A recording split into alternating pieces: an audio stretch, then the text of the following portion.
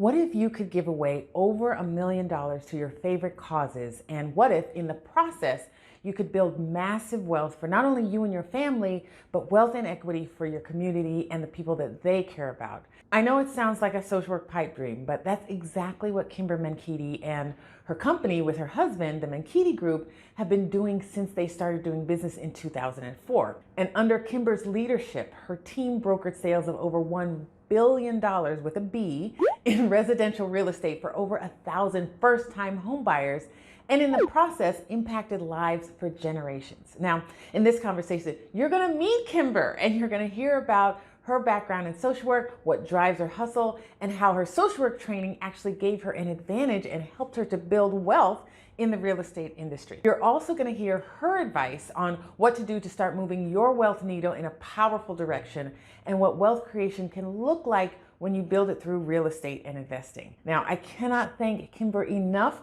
for sitting down with me, and if you'd like to show your appreciation, absolutely hit that like button so that the YouTube algorithm can show it to more people, and make sure you're subscribed so that you know every time I upload a new video like this one to help you increase your impact and your income. You ready? Here we go.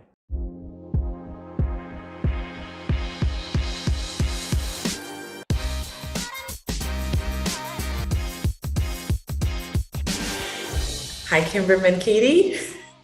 Hi, Eva. Welcome to Rich Social Worker. So I'm really excited to have you on. You are the first real estate social worker to real estate person that I'm having on. And specifically, I absolutely want to hear your story. I know my audience is going to be like, what? Social workers in real estate? Like, how does that work? And so, yeah, I'm excited for this conversation. First, I want to ask you though, what made you say yes? Oh, I love that question. Well, I couldn't say no to the social workers because that is where I got my start. You know, where a lot of my heart and passion lie as an industry. So, yeah, I was super excited, especially because I feel like so many of us in the social work space, you do it because you love what you do and you want to have an impact, and to be able to also talk about how wealth building could become a part of that through the real estate process, I think is so powerful. So I love that you have created this community and are curating this important conversation. Absolutely. That's why I love you said, well, that's why you're on Rich Social Worker. Okay, a couple of things that came out from that. So you said social workers and then you said us. So does that mean you still identify as a social worker? I think I will always think of myself just, from one, that's where educationally I spent all of my time from an education standpoint.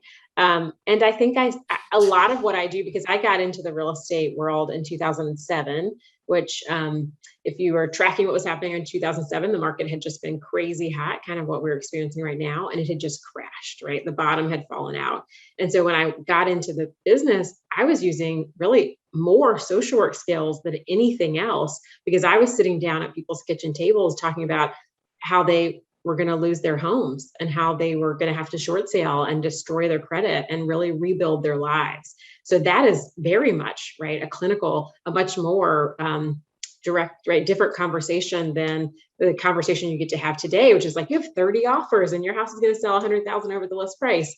So I feel like right from the beginning, I really saw how powerful those skills were, and really set me apart in the industry, because I was able to walk people through holistically what they were experiencing.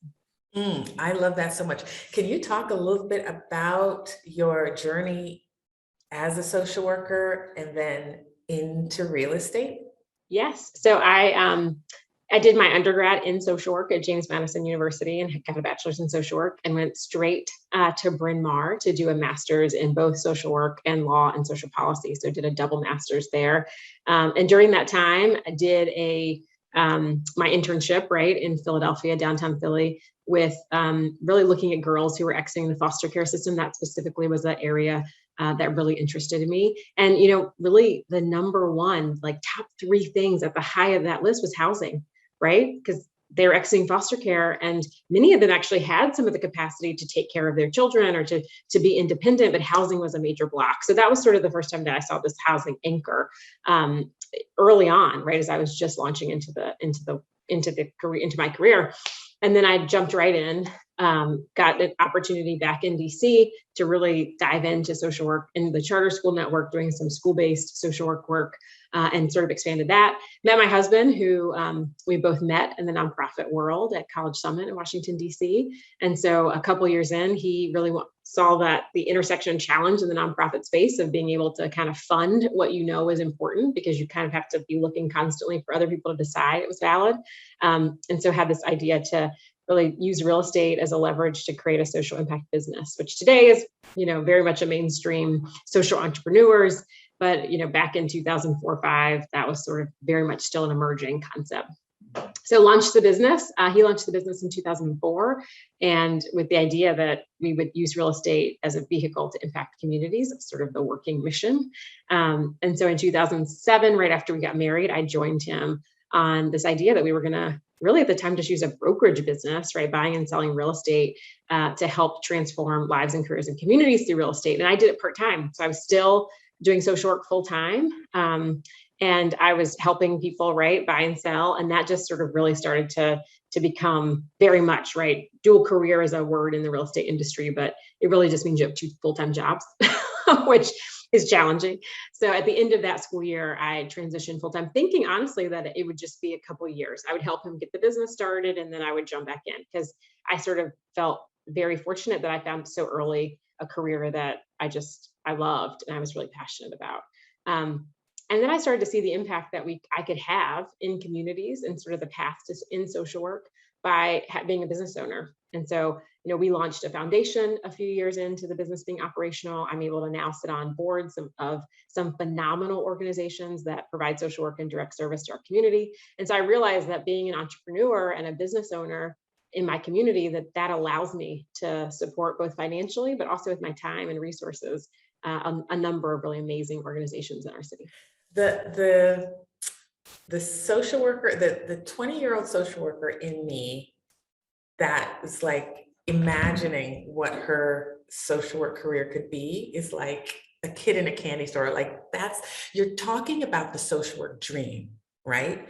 So having all of this amazing knowledge to help people, but being able to make money that makes an impact, like having those two, right? And I say all the time on Rich Social Worker, like, make more money, help more people, because I think there is a disconnect for a lot of us when it comes to wealth and wealth creation, because subconsciously we're not supposed to have it. We're supposed to help people. We don't talk about it. Mm-hmm. So I think though now the younger social workers, they are talking about it, like they've changed. Like they're like, no, I want to talk about money. But definitely my generation and younger and older, I should say, than me, this concept of wealth, having wealth and building wealth, and it's a dream. But what you just described, it is the dream. So it's reality for you. Absolutely. Absolutely. And I think, you think about money is good for the good it can do. And in our business, like that is how you think about it. And what I loved about the social work, right, was that it is so flexible and so fluid. You have macro social work, you have micro social work, there's so much that it essentially is equipping you with this body of skills that you can apply in all sorts of things. So it's back to that first question, do I still think of myself as a social worker? I think I'll always think of myself that way. And I've just been able to leverage those skills into the business world. Yeah, and I love that word leverage too. So tell me though, what did you have to learn to be successful that social work didn't teach you? Yes. Well, we're taught about, we are collaborative, right? We listen, we ask questions, we want to make sure everybody's voice is at the table. And in the business side, I think that makes me a unique business leader, because I look for the things and bring a different perspective than many of my business colleagues bring to the table. I think that allows me to be a better listener, to be more collaborative, to work sometimes, to bring people to the table and to bring different voices to the table, to be more aware of who isn't at the table, because we talk about that a lot, right, in our work. And so that I think has been a big piece. It's really, I think, made me a much more well-rounded leader. I had to also learn a lot about business, right? Like we make decisions collaboratively. And as a business leader, there are a lot of things I have to be super decisive on, right? Make hundreds of decisions a day that are driving how the business operates. It also means I had to think about it as a business. The business actually has to operate. It has to, and I think for social work, this is so key because as you think about private practice, as you think about, community, engaging in the community, really what's your value? What service do you provide? Making sure you're being paid for your work, because a lot of the places where social work contributes have more than enough resources to pay a fair rate to what the social worker is actually providing for that. And so to understand worth and value, I think has been a big piece in the business side that even just in speaking, like engagements, right? To realize, oh, wait a minute, my counterparts are asking for things that I wasn't asking for. And so just, I think that piece, right? And the business side, like before you get to like the raw skills of like a P&L and like a business plan, those pieces, I think I benefited from a lot of the soft skills, and I definitely had to raise up some of the more business focused skills. That's so good to hear. And because I think a lot of social workers are trained, especially the social work programs that just focus on clinical or clinical. I'll say those that just focus on clinical, don't really expose social workers necessarily to some of the other opportunities.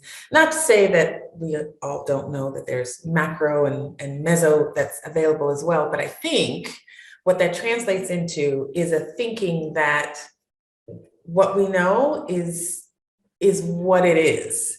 And I think in business, we see that there's more than what meets the eye. So just like you were talking about in terms of being paid a fair wage, and it's a business, so that means you have to pay attention to numbers and money, and it's not just about considering a person's feelings or perception, but it's an entire ecosystem that has to work together. Yes. I think I kind of went off of what you were saying, like I was in my own interpretation. No, but I think you're spot on. I mean, I think about the virtual learning, there's so many spaces that have emerged, or were there, but have really been amplified particularly in the last year and a half. And so really thinking about how social work fits into that. And when you're presented with opportunities or you're leaning into those spaces, those are spaces that there's more than enough resources, right? That can be foundational to some of the initial things you would need as you start to build wealth, right? Those alone aren't going to likely get you there, and they will provide enough that you can actually start to have an additional resource cash flow that allows for some of the things that real estate can become a powerful vehicle for. I look at a lot of the nonprofits that I support, and they bought their buildings years ago, or they used some of the government programs to be able to have space, right? That completely transforms how an organization can sustain over time, because they were able to invest in assets that then ultimately fund their missions. Exactly. Okay, talk to us now about the Mankidi Group. Yes. So our company, the Mankidi Group, which is based in Washington, D.C., is sort of an integrated real estate services firm. So one part of our business is we own and operate a Keller Williams franchise group in the D.C. metro area, which is Keller Williams Capital Properties. So that's 1,000+ associates who all are, mini dual career, right, who are building their business in sort of a traditional residential, helping buyers and sellers and investors in the marketplace. The other part of our business, which is sort of part of our wealth building journey, is really acquiring assets, really helping to improve and transform neighborhoods, particularly that started in DC and has kind of expanded out beyond that, where we actually were originally helping people just take a vacant, blighted property and renovating it and then reselling it. Then that went into more mixed use and condo projects, right? And so today that's a much larger portfolio of real estate holdings that are either we own and develop or that we're reselling. We have a asset management division that owns and manages some of our projects. So that's the other side, and that's really the wealth side of for us has been in owning and investing in assets. And I think the key piece of the social work side is we invested in assets where other people didn't see the value, right? So we saw value where other people didn't see it. In neighborhoods that, if you're familiar with the city, a lot of real estate agents run to the DuPont circles and the Georgetowns of the city, right? We actually ran to a neighborhood called Brookland in the Northeast sector, where it was a phenomenal neighborhood, but people didn't necessarily see all of the value, and so we were able to invest there and then highlight the value. And as markets evolve, that made a difference. Unpack that for us, though. What do you mean? Why weren't people seeing the value in one neighborhood versus another? Let's talk about it. Let's talk about it. I love it. I love it, even. Yes. Well, I think we know what a big part of that is, right? Which is, what is the demographic? Is that a place where Black and brown people live? And so often that's not a place where development is readily going to. And so we introduce a concept, which is, I think, a powerful one for social workers, is following the path of development, right? All of our communities have assets in them. So we also looked at what were communities that were underserved, undervalued, but that also our local jurisdiction was coming behind with services, right? That they were coming behind to invest in it. They were looking to bring some larger economic development opportunity to those communities. We look a lot at downtown corridors, right? Places that have had underserved commercial strips as well, that are just, especially today. So thinking about where you live, we think a lot about our business as being boots on the ground, right? Because you can see what is the inherent value there. And that doesn't mean like a gentrification piece, which you disrupt the value, right? But you're actually saying, how do we educate people that live there on the value of their homes, how they could stay in their homes if they choose to, right? So we took a very education and consultative based approach to our business, so that people were not transitioning the value of their home for fractions of what it was worth, right? But being able to say, hey, this is how you could sustain it. And then bringing in new homeowners, leveraging, right, your city programs, leveraging first-time homebuyer products. I know in the city and in most cities have programs where if you work for the city, right? So if you're a social worker with your local jurisdiction, there's grants available, there's things available that allow you to then have the asset, like to have some down payment assistance to be able to invest. And that's step one. Right. Step one, I bought my first house at 22. I was a social worker. I bought it with my girlfriend, and she was a teacher. And we literally put our dollars together and bought a $180,000 townhouse in DC. That was in a neighborhood that, our families were nervous that we were living in. And we were like, we're fine. It's been great. These are our students. It's fine. And that was a transformative investment. I literally have to hold back tears, because what comes up for me is like, this is like core, like civil rights and human rights, and really just social equity, like, a home, and helping people, like you were saying, see the value and invest where they are. I love it so much. And a word that we use in social work a lot is the word empower. Mm-hmm. And I know you are part of Empower Network. Yes. Can you talk about that? Yes. Well, so what we started to do and what we started to see was that real estate agents around the country were finding this similar phenomena, but they were like, hey, we live here, we work here, we see the value, and we want to be able to take what you guys have done in Northeast and replicate it. So we created the Empower Network, which is really designed to help people replicate that model, to actually take what you like, right, in social work, right, systems and models. What's the model that we've done? What did we see in the communities? What were we looking for? How could we engage local stakeholders, right, communities, organizations, the local government in that opportunity and effort to really then be able to start being a part of transforming lives, careers, and communities. So that was it. So that's a group. It's a national network of a lot of real estate professionals, but also just professionals across local communities who are committed to transformation in their communities, but also equity, right? And access for often groups that have been a part of the fabric of what a community is, but are often pushed out as development comes in. I mean, the opportunity, like that whole OZ like funding was there, it was highly questionable about its intent. And if you looked at how much dollars were flowing in essentially into these opportunity zone communities to people to come in and invest, but were they actually making it better to then come out 10 years later and pull significant wealth out of those neighborhoods? So just that piece, and how could we educate and ensure people were getting access to capital, right? Community banks to be able to take advantage of some of the projects that are happening in their backyards. Again, so good. I heard from another interview that you did online that your company is in the $1 billion asset value range. Is that correct? So that's in real estate, we use a lot of funny money, right? So we sell, right? We transact already this year. We've transacted over $2 billion in real estate, which means we've helped other people buy and sell over $2 billion, right?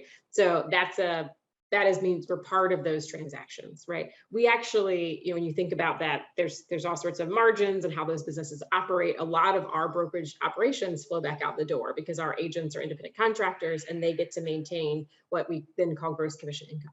So we have, in the real estate side, residential real estate is a high cash flow business. It's why you see a lot of real estate agents who have to sell well into their 70s and 80s because they haven't taken the assets that they were helping other people buy and sell and actually converting them into real assets. So one of our big pieces in the investment side, which you don't have to be a real estate agent. And my father-in-law was a professor, a philosophy professor at Wellesley his entire life, but he would take that and he would invest in multifamily buildings in Boston, right? And was able to create a sizable portfolio because he did what he loved and he had an impact on the lives of the women that he served, right? And he then used that to leverage investment opportunities. So in our world, that's what we've done. We've taken our brokerage business and that's allowed us to then amass about $100 million portfolio of real estate assets that we own, right, or have in development because we were able to leverage it to the other side. Oh, love it. And what has wealth allowed you to do? How has it allowed you to serve in a bigger way? Mm-hmm.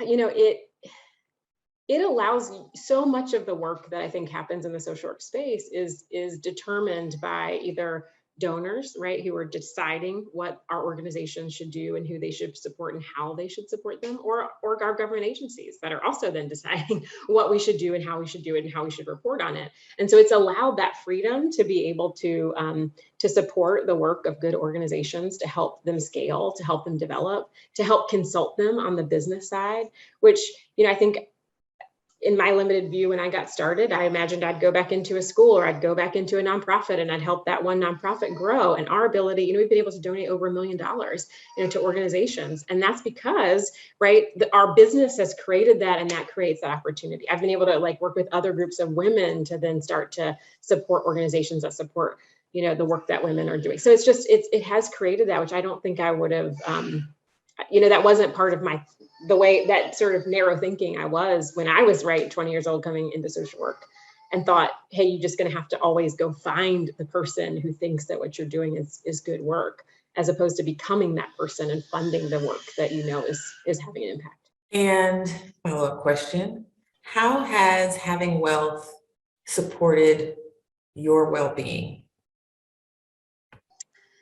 Yeah, that's a great question. I think that it creates access to one, freedom, right? That ability. And yet, I spend a lot of hours still working, but I do that. I feel like every day I get to wake up and make that choice. And that power to choose, I think has real impact. I get to also work on things that I'm really passionate about. That I don't know if I was every day just having to grind out for that thing, that I would be able to do that, right? At 41, I feel like I could stop working today if I chose to and just go do whatever I was most passionate about. And that's powerful, right? For one's well-being, for your mental health. So I think that's what I'd love for people to see, that opportunity is so powerful there. Yeah. And talk about that, because the social workers that are watching this, right? I know they're watching captivated as I am. What do you want them to know? And let me tell you the typical profile of someone that I talk to on a regular basis. They're, well, to be honest, there are a lot of younger social workers that are finding this channel, but a lot of social workers are just kind of at their wits' end.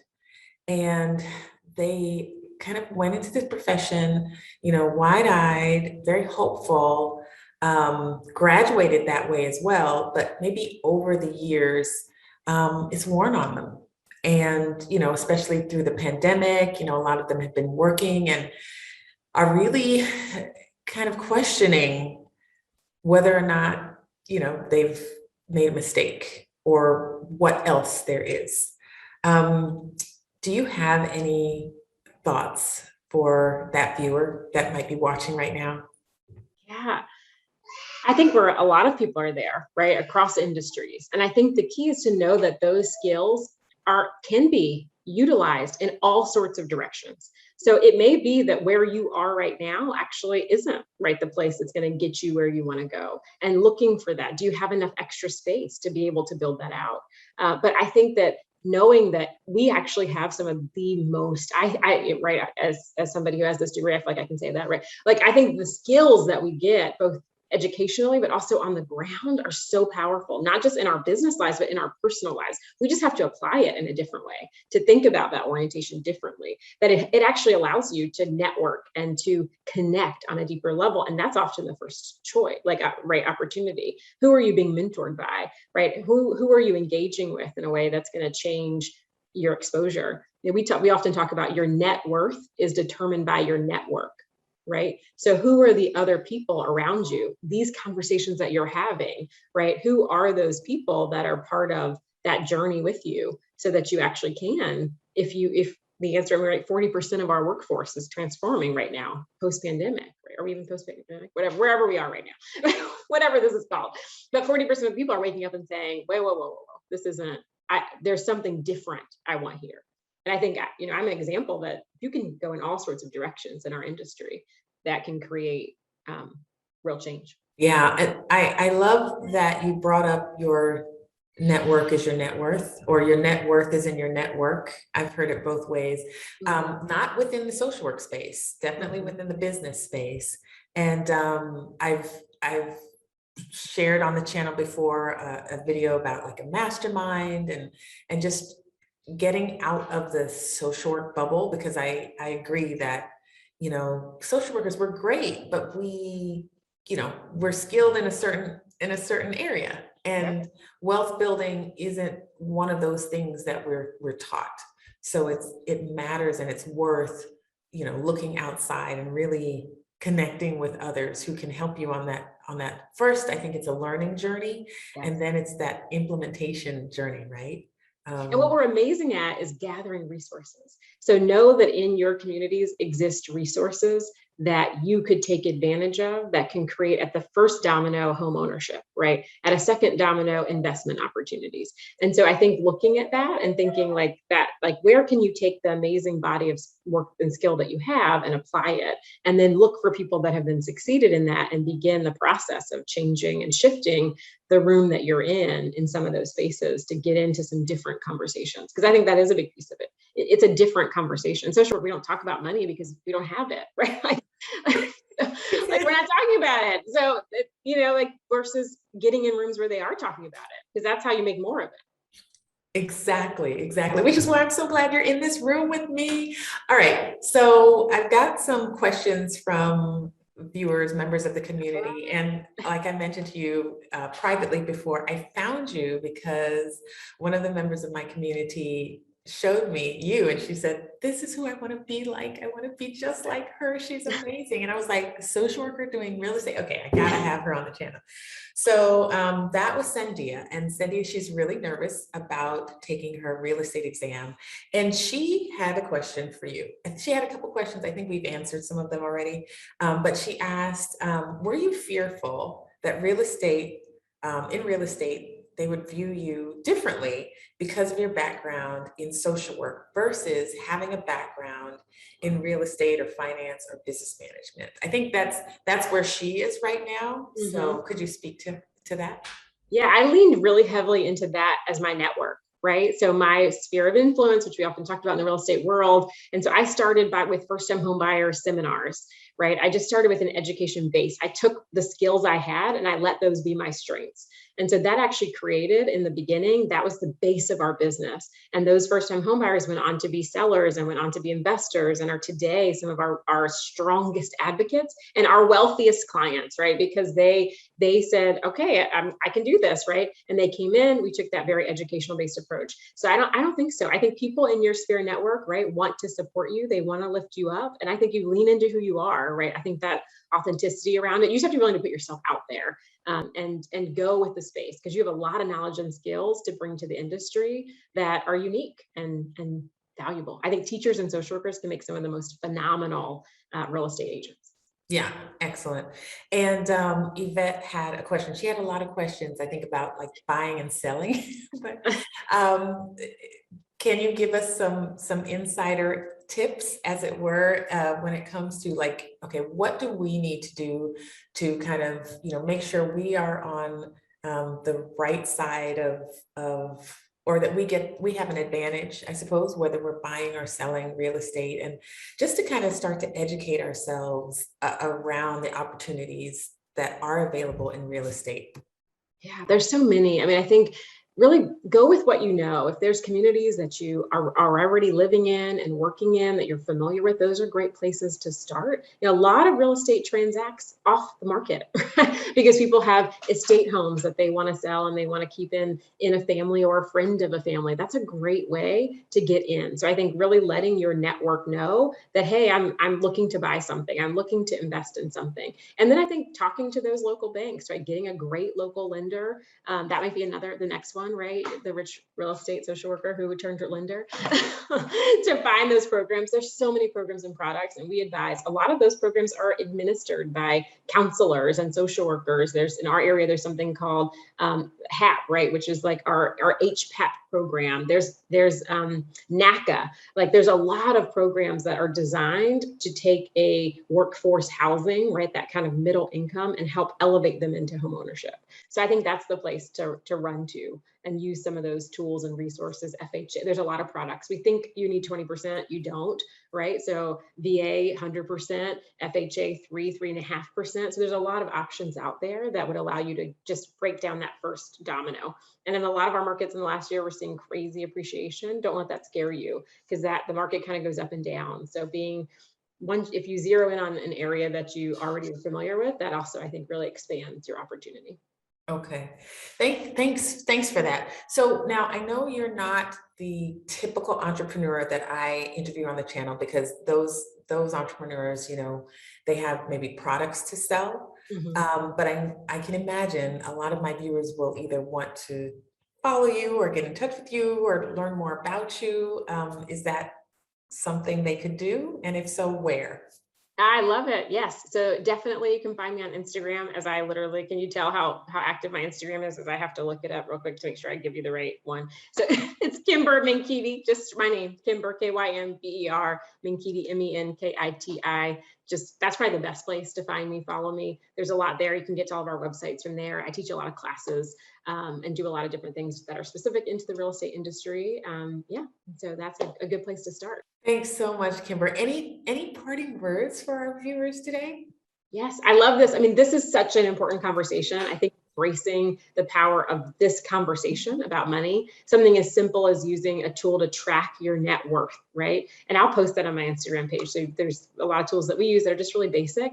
That's a good place to start, no matter what it is, right? Like a lot of us started with negative net worths, and just by the process of tracking it and being dialed into it, you have the ability to move it in such a powerful direction. So I think just embracing the conversation and getting in those rooms that can elevate that conversation for you.